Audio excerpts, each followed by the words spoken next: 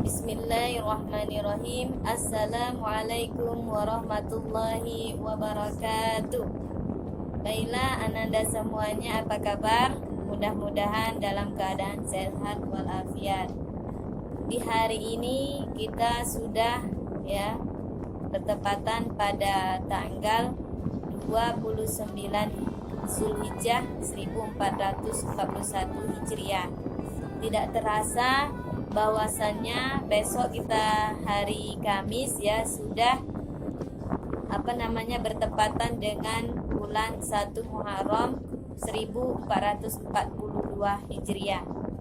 Dalam rangka kita memperingati awal 1 Muharram, tahun baru Islam, maka di sini Bunda akan memberikan sedikit tentang sejarah awal mula terjadinya bulan Muharram. Kenapa dinamakan bulan Muharram? Apa keistimewaan di bulan Muharram? Amal apa saja yang akan kita laksanakan di bulan Muharram ini? Mudah-mudahan nantinya akan memberikan pemahaman kepada kita apa saja yang diamalkan Rasulullah SAW ketika terjadi awal Muharram. Sebagaimana saat ini banyak sekali orang yang salah dalam memahami awal bulan Muharram ini. Nah, jadi di sini baiklah Bunda di sini akan menyampaikan sedikit yang Bunda ambil dari buku Keajaiban Bulan-Bulan Islam. Nah, jadi di sini ada 12 bulan Hijriah pasti Ananda semuanya hafal ya. Siapa yang hafal? Ayo. Nah, jadi bulan awal yaitu bulan Muharram, yang kedua Safar, yang ketiga Rabiul Awal, yang keempat Rabiul Akhir, kelima Jumadil Awal, 6 Jumadil Akhir, 7 Rajab, 8 Sya'ban, 9 Ramadan, 10 Syawal, 11 Zulqa'dah, 12 Zulhijjah. Jadi ada 12 bulan di dalam dalam Islam.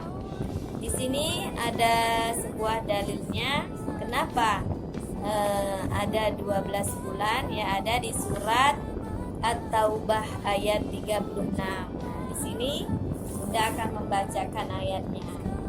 Sesungguhnya bilangan bulan di sisi Allah ialah 12 bulan dalam ketetapan Allah ketika Dia menciptakan langit dan bumi.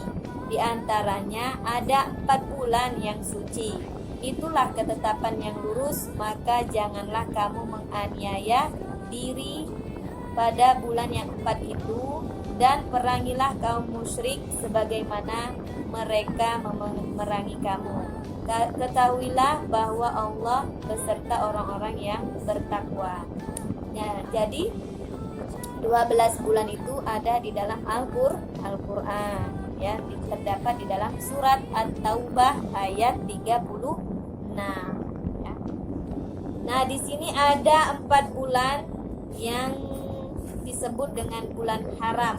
Jadi di 4 bulan ini Rasulullah itu tidak boleh mengadakan perang. Kalaupun ada orang kafir ingin mengajak perang, maka Allah memperingatkan untuk tidak melaksanakan perang. Apa saja 4 bulan haram itu? Yang pertama bulan Zulqa'dah, yang kedua bulan Zulhijjah, yang ketiga bulan Muharram, yang keempat bulan Rajab. Nah, di sini kaum muslimin mengharamkan diri mengharamkan itu tidak melaksanakan untuk melakukan peperangan, kezaliman atau perbuatan maksiat lainnya. Jadi Muharram merupakan bulan-bulan pertama dari bulan yang dimuliakan itu.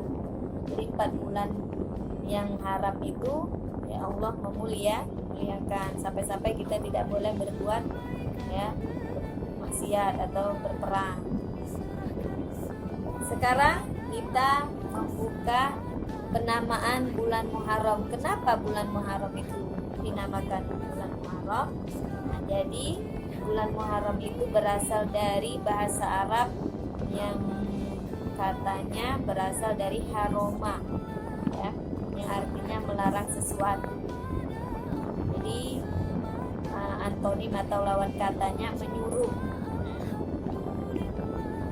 mengharamkan sesuatu, mengharamkan dirinya dari perbuatan munkar. Jadi ada di dalam ayat surat An-Nahl ayat 90, ya, yang artinya Allah Subhanahu wa taala berfirman, sesungguhnya Allah menyuruh kamu berlaku adil dan berbuat kebajikan, memberi kepada kaum kerabat, dan Allah melarang dari perbuatan keji, kemungkaran dan permusuhan.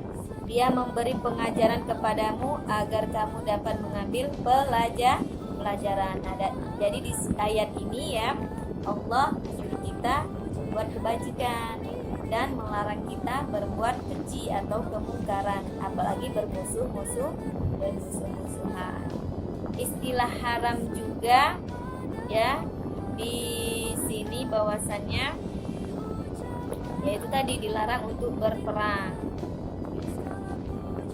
Muharram adalah bulan pertama yang ada di dalam tahun Hijriah, yaitu antara bulan Zulhijjah dan bulan Safar, ya, dengan jumlahnya 30 hari. Ya. Umat Islam dilarang untuk melakukan perbuatan dosa dan maksiat meskipun pelarangan tersebut berlaku sepanjang waktu. Nah, jadi kita ini berbuat maksiat memang ya jangan sampai kita berbuat maksiat di bulan-bulan yang lain, akan tetapi di sini Allah mengkhususkan untuk tidak berbuat maksiat dikhususkan ya di bulan Muharram ini ya. Meskipun kita dilarang berbuat maksiat itu sepanjang waktu. Kenapa di bulan ini disebut bulan haram? Karena bagi pelaku berbuat dosa maka akan diberikan siksa yang berlipat, sedangkan yang melakukan amal solih akan mendapatkan pahala yang berlipat. Perlarangan yang lebih khusus dalam bulan ini adalah peperangan. Jadi kalau di zaman Rasul ya, apalagi saat ini misalnya di Palestina ya, Israel itu akan memerangi Palestina, maka Allah menyuruh jangan sampai di bulan Muharram ini kayak itu. Jadi dikhususkan untuk tidak melakukan peperangan atau perbuatan maksiat lainnya. Jadi di bulan ini Allah akan menyiksa dengan siksaan yang berlipat ya kalau melakukan perbuatan dosa. Kalau di hari-hari lain misalnya dosa satu dibalas oleh Allah ya satu kejahatan, akan tetapi Allah ya menyiksa lebih berlipat ganda di bulan ini karena itu tadi haram ya, diharamkan kita melakukan perbuatan dosa. Sebaliknya melakukan amal kebajikan ya seperti di bulan Ramadan ya, di bulan Muharram ini juga Allah memberikan ya kebajikan ya yang berlipat ganda, sebagaimana Allah melipat gandakan siksaan bagi yang berlaku kejahatan. Kaitannya dengan bulan Zulhijjah ya, bulan Muharram ini ya, kemarin kita disunahkan untuk berpuasa Arafah ya, di mana para jamaah haji itu sedang wukuf di Arafah.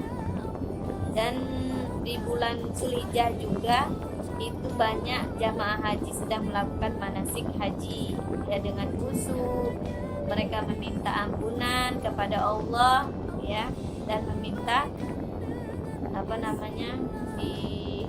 dari segala dosa yang dilakukan itu diampunkan oleh Allah ya. Tidak ada balasan bagi para jamaah haji yang mabrur ya itu kecuali surga dari Allah Subhanahu wa taala. Nah, dengan setelah suci di akhir bulan ya, bulan Zulhijjah, ya para jamaah haji dan umat Islam dengan melakukan kurban, ya itu diawali dengan bulan Muharram, ya memasuki awal tahun baru. Nah, di mana di situ ada sebuah optimis, ya motivasi untuk memompa semangat meraih kesuksesan di tahun-tahun berikutnya, di bulan-bulan berikutnya. Jadi Muharram merupakan awal, ya awal keoptimisan umat muslim untuk melakukan sebuah kesuksesan, ya. Keutamaan bulan Muharram, ya. Jadi banyak sekali keutamaan bulan Muharram, ya. Bulan Muharram adalah bulan yang sangat istimewa bagi kaum muslimin, ya. Karena itulah dia ditetapkan sebagai bulan pertama dalam kalender Hijriah. Kalender Hijriah ini ditandai dengan peristiwa hijrah Nabi Muhammad SAW dari Makkah ke Madinah, ya. Meskipun peristiwa hijrah Nabi itu terjadi pada bulan Rabiul Awal. Ditetapkannya Muharram sebagai bulan awal tahun umat Islam yaitu karena ia merupakan momentum awal kejayaan perjuangan Islam dalam sejarah, ya.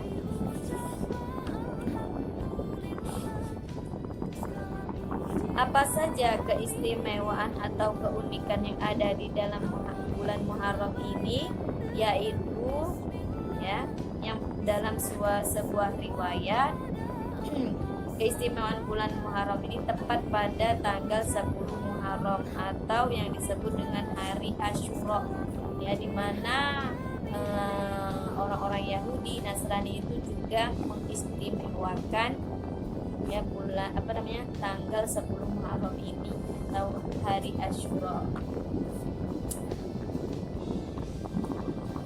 Yang selanjutnya keunikan bulan Muharram ini yaitu, ya, pada tanggal ini, ya, pada tanggal atau hari Asyura ini 10 Muharram, ya, itu Allah menerima taubatnya Nabi Adam, ya, yang kita tahu kisahnya bahwasannya Nabi Adam itu turun dari surga karena memakan, ya, buah kulti karena bujukan setan bersama Hawa, ya, istrinya.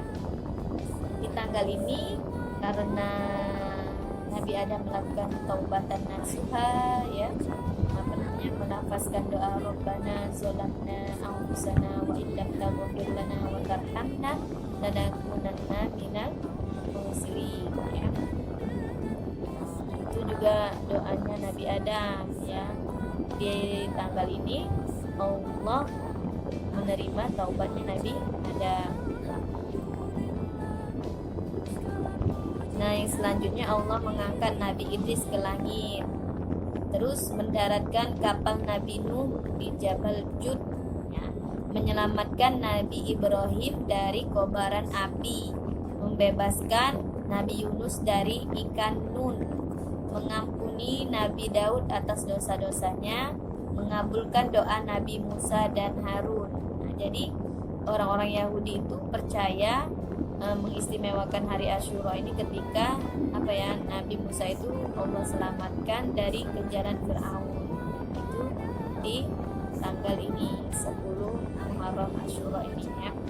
Terus menambahkan ilmu Nabi Khidir dan menciptakan surga, neraka, bumi dan langit. Nah, itu terjadi, ya, di bulan Muharram ini. Adapun kepercayaan masyarakat di bulan Muharram ini yang sangat sakral, ya. Ada yang misalnya membersihkan benda-benda pusaka, keris, ya, terus membersihkan tombak, nah, bagi orang Jawa, terus berbau mistik. Nah, jadi juga masyarakat Jawa itu mengambil bulan Suro itu berasal dari kata Asyura tadi, nama lain dari bulan Muharram, ya. Jadi mengistimewakan Asyura tadi jadi bulan Suro bagi orang Jawa. Jadi kalender pertama yang ditetapkan oleh Sultan Agung Hanyokrokusumo, ya, Sultan Agung Hanyokrokusumo, raja pertama Kesultanan Mataram Islam yang berpusat di Yogyakarta, dengan mengadopsi nilai dari kepercayaan Islam. Jadi banyak masyarakat Jawa ini mempercayai bahwasannya bulan Suro ini terjadi banyak bencana, ya. Bulan Suro ini dianggap sebagai bulan sakral, ya. Terus ada yang berendam di sungai, padahal itu semua tidak ada di dalam ajaran agama Islam. Alangkah baiknya kita mengisi di bulan Muharram ini dengan apa-apa yang dicontohkan oleh Rasulullah Shallallahu Alaihi Wasallam, ya. Siapa khalifah yang mendeklarasikan terjadinya kalender Islam ini, yaitu Khalifah Umar bin Khattab, ya. Patokan hijrah Nabi dari Mekah ke Madinah 16 tahun sesudah peristiwa itu. Jadi 16 tahun, ya, sesudah peristiwa itu Khalifah Umar bin Khattab mendeklarasikan kalender Islam. Yang pertama, kalender Islam itu, ya, ketika melakukan sebuah diskusi apakah berpatokan dari kelahiran Nabi atau dari wafatnya Nabi, hijrahnya Nabi, atau kerasulannya Nabi. Nah, dengan kecerdasan Khalifah Umar, ya, Khalifah Umar merasa keberatan kalau kalender Islam itu berkaitan dengan pribadi Nabi, ya, karena takut kepada pemujaan dan kepada pengkultusan, sehingga kalender Islam dibuat, ya, dimulai sejak peristiwa hijrahnya sebagai awal kejayaan umat Islam yang sangat bersejarah. Ya, kita tahu sendiri, ya, kejayaan Islam waktu itu Rasulullah disambut dengan sangat istimewa oleh, ya, orang-orang Madinah, ya, orang-orang yang hijrah disebut kaum Muhajirin, dan orang-orang yang menyambut orang-orang yang berhijrah disebut kaum Ansor, ya. Ansor itu menolong. Jadi orang-orang yang berhijrah saat itu tidak memiliki apa-apa, tidak memiliki rumah, yaitu ditolong dengan kaum Ansor, ya. Subhanallah. Dan disambut dengan lagu Tola'al Badru Alaina. Pasti Anda semua hafal, ya. Itu kisah hijrahnya Nabi dari Mekah ke Madinah. Untuk yang selanjutnya ada sebuah kisah yang istimewa yang terjadi di bulan Asyura ini. Nah, masuknya seorang Yahudi masuk Islam karena hari Asyura 10 Muharram ini. Jadi Asyura itu asal katanya dari asyaratun, 10, ya. Asyaratun. Dan Asyura ini 10-nya, tanggal 10-nya dia hanya berlaku untuk bulan Muharram ini saja. Kita masuk kepada cerita atau kisah, ya. Jadi ada sebuah kisah di kota Basra, ya. Ada seorang qadhi atau hakim yang sangat kaya raya. Nah, jumlah kekayaannya itu bergudang-gudang. Tempat tinggalnya sangat istimewa, ibarat istana para kaisar. Nah, qadhi hakim ini sangat pemurah, dia dermawan. Jadi dia sudah kaya, hakim ini dia juga sangat dermawan, ya, pemurah. Sehingga setiap hari raya dia itu memberikan pemberiannya, hartanya yang berlimpah itu disedekahkan.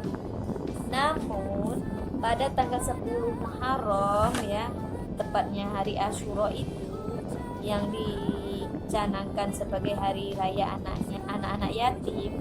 Nah, malah yang qadhi hakim tadi menutup rapat pintu pagarnya. Nah, saat itu ada seorang wanita tua renta. Dia ini menunggu qadhi kapan dia memberikan sedekahnya, kayak gitu, ya. Jadi di luar pagar wanita tua renta ini menunggu si hakim yang pemurah ini. Akan tetapi ia menunggu sejak jam 7 pagi.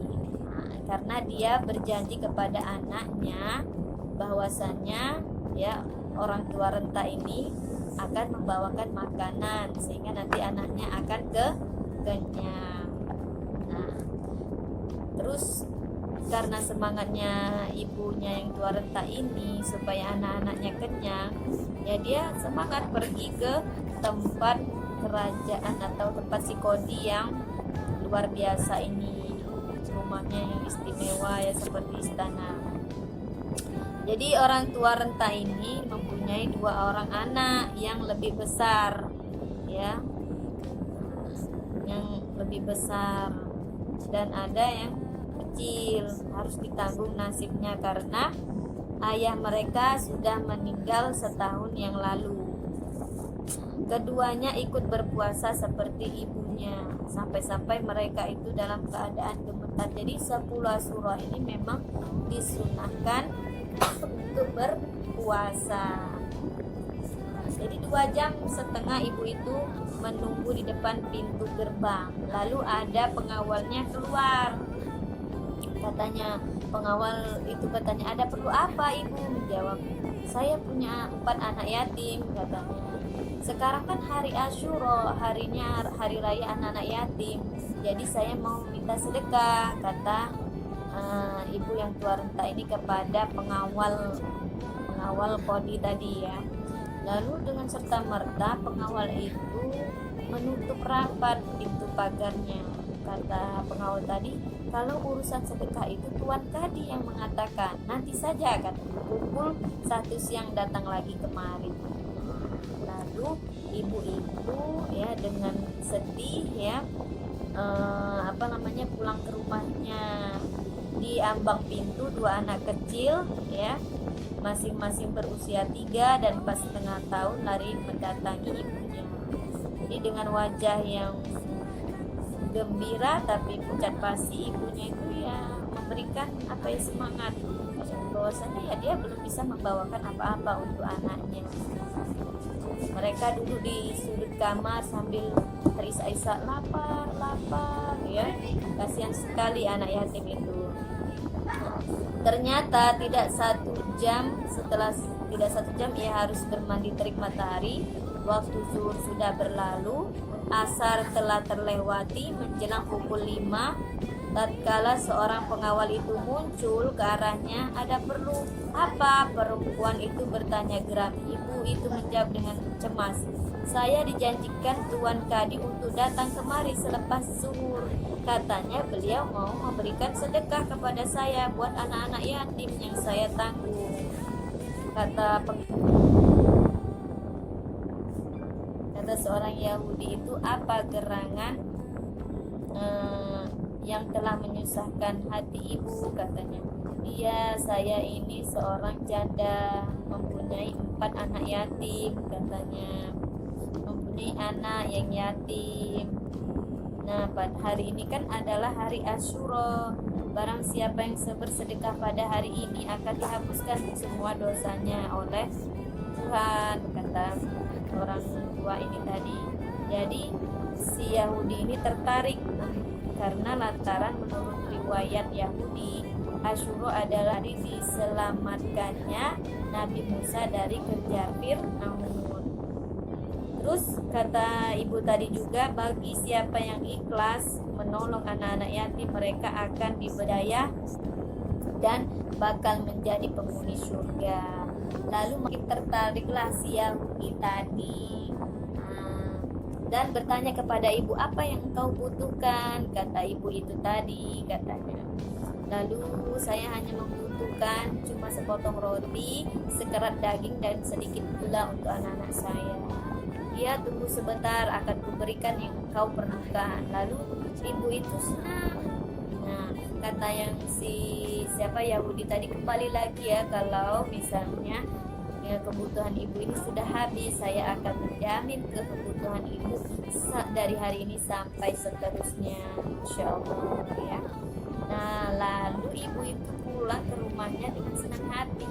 Tiba-tiba yang si Kodi tadi yang pemurah itu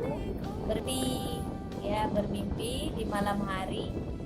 Kata yang dalam mimpi itu katanya, angkat wajahmu, katanya. Ini adalah dua bangunan yang sangat indah.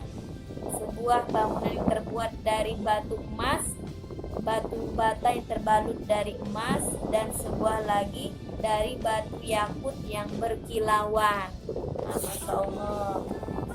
Ya Tuhan, untuk siapa bangunan yang sangat indah ini? Kata si Kodi tadi.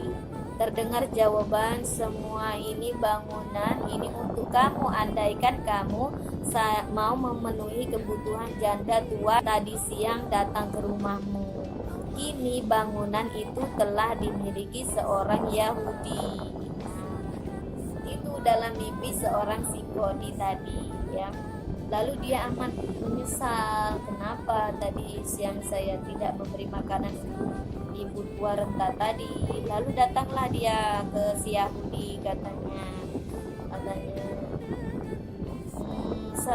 kalau mau saya ganti saja apa yang kau berikan tadi kepada janda tadi, kata si Kodi ini kepada si Yahudi. Saya tidak mau, saya tidak mau pahala saya berikan kepada Tuan Kodi, kata. Walaupun kau memberikan 100 kali lipat pemberianku kepada seorang ibu tadi, kata si Yahudi tadi. Kata si Kodi, maaf, untuk sebuah amal yang diterima Tuhan 100 gunung emas, ya. Maaf, katanya, untuk sebuah amal yang diterima Tuhan 100 gunung emas pun tak akan kuterima.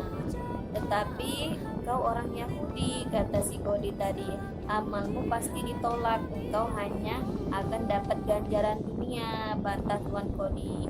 Yahudi tersebut tetap bersikeras dengan pendirinya. Ia bergeming dan terus membantu janda tua anak beranak yatim 4 orang itu. Jadi si Yahudi ini mendengarkan perkataan si Kodi. Beberapa minggu kemudian Yahudi ini jatuh sakit. Di antara wasiatnya adalah agar janda yang punya anak itu selalu ditolongnya apabila ia membutuhkan. Yang amat menggembirakan lagi tatkala si Yahudi ini tadi meninggal, ya, sebelum sakaratul maut, ya, tatkala sakaratul maut, Yahudi ini menggerak-gerakkan bibirnya, lalu dia bersyahadat, asyhadu an la ilaha illallah wa asyhadu anna muhammadar rasulullah. Lalu menjelang mati pun, ya, Allah menerima, ya, taubatnya atau syahadatnya si Yahudi. Dengan demikian berkat menolong anak-anak yatim dan ibunya pada hari Asyura, dia menemukan husnul khotimah dan surgalah tempat kembalinya. Masya Allah. Dari kisah tadi mudah-mudahan, ya, ananda semuanya kita semangat untuk bersedekah kepada anak, ya, yatim. Jadi amal yang dianjurkan di bulan ini adalah memberikan, ya, menyantuni anak yatim sambil membelai rambutnya, karena orang yang bersedekah kepada anak yatim itu akan bersama Rasulullah Shallallahu Alaihi Wasallam di surga dan akan mendapatkan sejumlah bilangan rambut anak yatim tersebut, ya, pahalanya, serta berpuasa di tanggal 9 dan 10 Muharram, ya. 9 itu puasa Tasyu'a, ya, Tasyu'a itu 9, ya, Tis'un, ya, jadi Tasyu'a, dan Asyura itu 10 dari Asyaratun. Jadi tepatnya pada tanggal 29 dan 30 Agustus, ya, 2020. Apa ganjarannya puasa Muharram ini? Kata Rasulullah, ya, puasa yang paling utama setelah puasa Ramadan adalah puasa di bulan Allah, yaitu bulan Muharram. Sementara sholat yang paling utama setelah sholat wajib adalah sholat malam. Hadis riwayat Muslim. Di hadis lain ya, Nabi SAW ditanya mengenai keutamaan puasa Arafah. Beliau menjawab, puasa Arafah akan menghapus dosa sebelum dan dosa setahun yang lalu dan setahun yang akan datang. Lalu beliau juga ditanya mengenai puasa Asyura ya. Beliau menjawab, puasa Asyura itu akan menghapus dosa setahun yang lalu. Kenapa kita disunahkan untuk puasa di 9-nya? Untuk menyelisihi ya puasanya orang-orang Yahudi yang hanya melaksanakan puasa di 10 Muharram saja. Jadi kita disunahkan untuk puasa di 9 dan 10 Muharram ya. Itu saja video singkat dari Bunda mengenai Muharram ini. Apabila ada kata-kata yang salah dan kurangan, Bunda mohon maaf ya. Wassalamualaikum warahmatullahi wabarakatuh.